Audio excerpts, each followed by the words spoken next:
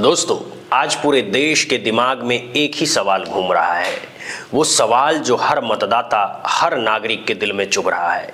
सीधी सी बात है, क्या हमारे चुनाव सच में ईमानदार हैं? क्या वोट की अंकीय मशीन यानी ईवीएम लोकतंत्र का हथियार है या फिर उसके सहारे लोकतंत्र के साथ खिलवाड़ हो रहा है?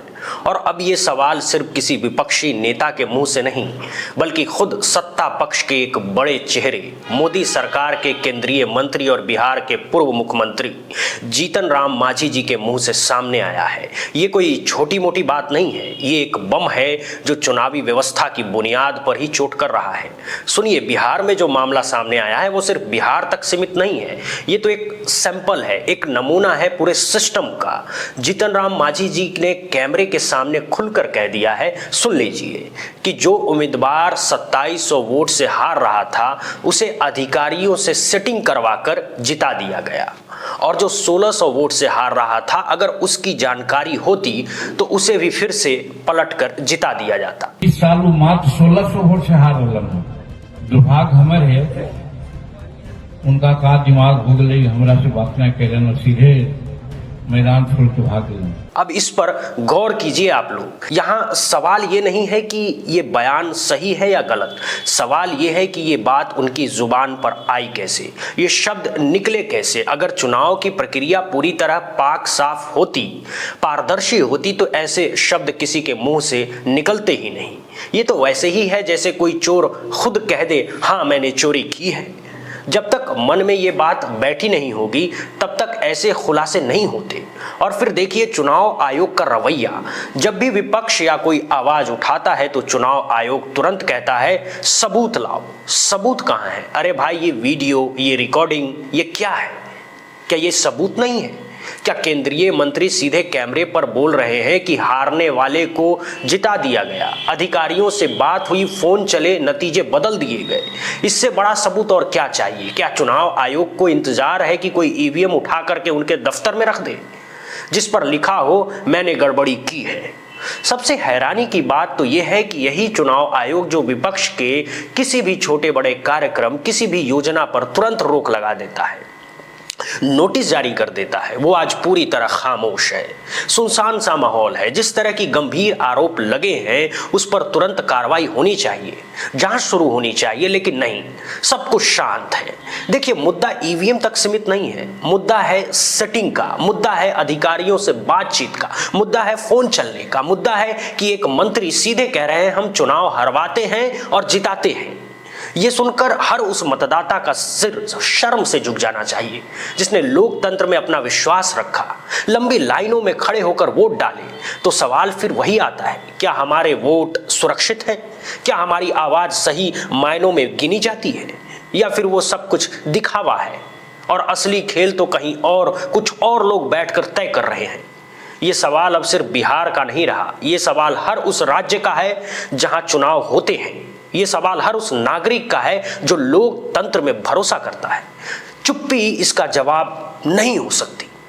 चुनाव आयोग को अब जवाब देना ही होगा, तुरंत, साफ और ठोस जवाब, क्योंकि लोकतंत्र की नींव में अगर दीमक लग गई है तो उसे नजरअंदाज करने से बात नहीं बनेगी। हम सबको जागना होगा, सवाल करना होगा, वरना हमारा वोट, हमारा अधिकार सब बेमानी होकर रह जाएगा। दोस्तों, सच कड़वा होता है, लेकिन आज जो हालात हैं उसमें सच को दबाया नहीं जा सकता। देखिए ना, सत्ताधारी दल चुनावों के बीच पैसे बांटे तो चुनाव आयोग की आंखें अचानक मूंद ली गई, लेकिन जब विपक्ष कुछ करता है तो तुरंत नोटिस, तुरंत कार्रवाई होती है। ये दोहरा चरित्र आज हमारे लोकतंत्र के लिए सबसे बड़ा खतरा बन चुका है। ये खतरनाक खेल है और इस खेल में आम जनता का वोट दांव पर लगा हुआ है। भारत के संविधान का आर्टिकल 324 चुनाव आयोग को अतुलनीय शक्ति देता है। ये शक्तियां देश की जनता के हित में चुनावों की निष्पक्षता सुनिश्चित करने के लिए दी गई है। ये शक्तियां सत्ता की गुलामी करने का लाइसेंस नहीं है। लेकिन क्या आज चुनाव आयोग अपने इस संवैधानिक दायित्व को निभा रहा है? ये सवाल हर नागरिक के मन में है। और अब ताजा मामला बिहार का है। ये कोई अकेला मामला नहीं है। महाराष्ट्र में भी सवाल उठे हैं, हरियाणा से भी सवाल उठ रहे हैं, और अब बिहार में खुद सत्ता के गलियारों से ही ये बहुत बड़ा खुलासा है। इन घटनाओं ने एक बात और साफ कर दी है, ईवीएम पर जनता का, विपक्ष का, यहां तक कि आम कार्यकर्ताओं का भी भरोसा लगातार टूट रहा है। टूटे क्यों नहीं? जब एक के बाद एक ऐसे खुलासे होते हैं तो शक पैदा होना स्वाभाविक है, और यही वजह है कि आज पूरे देश, हर एक व्यक्ति जो लोकतंत्र पर विश्वास रखता है, बैलेट पेपर यानी मतपत्रों की वापसी की मांग कर रहा है। ये मांग बेवजह नहीं है। देखिए, पंजाब में बैलेट पेपर से चुनाव हुए, नतीजे समय पर आए, प्रक्रिया पारदर्शी रही और कोई सवाल नहीं उठा, कोई विवाद नहीं हुआ। लोगों को विश्वास था कि उनका वोट सीधे उनकी आंखों के सामने गिना जा रहा है। लेकिन ईवीएम में हर चुनाव के बाद सवाल उठते हैं, बड़े बड़े तकनीकी विशेषज्ञ सवाल उठाते हैं, विपक्ष सवाल उठाता है, और अब तो सत्ता पक्ष के ही एक वरिष्ठ नेता सवाल खड़ा कर रहे हैं। जब जब ईवीएम से चुनाव हुए तब तब संदेह के बादल छाए रहे। ये एक पैटर्न बन गया है। अब इस बिहार के वीडियो पर गौर कीजिए। एक केंद्रीय मंत्री साफ साफ बोल रहे हैं, अगर चुनाव आयोग वाकई में ईमानदार है, निष्पक्ष है और अपनी शक्तियों का सही इस्तेमाल करना चाहता है तो उसे इस वीडियो पर तुरंत संज्ञान लेना चाहिए, उसे तत्काल जांच शुरू करनी चाहिए, उन उम्मीदवारों, अधिकारियों के खिलाफ कार्रवाई करनी चाहिए जिनका नाम लिया जा रहा है, उस नेता से सफाई मांगनी चाहिए जिसने ये बयान दिया है। लेकिन अगर चुनाव आयोग फिर से खामोशी साध लेता है, अगर कोई कार्रवाई नहीं होती है, तो फिर देश की जनता एक ही नतीजा निकालेगी कि देश में अब चुनाव का परिणाम जनता का वोट नहीं बल्कि कोई और सिस्टम तय करता है। ये सोचने वाली बात है, क्या हमारा लोकतंत्र अब सिस्टम के हाथों की कठपुतली बनकर रह गया है? मेरा मानना है और बहुत से लोगों का मानना है कि जब तक चुनाव बैलेट पेपर से नहीं होंगे तब तक ईवीएम को लेकर इस तरह की आकांक्षाएं, इस तरह के आरोप, इस तरह की धांधलियां आम बात बनी रहेंगी।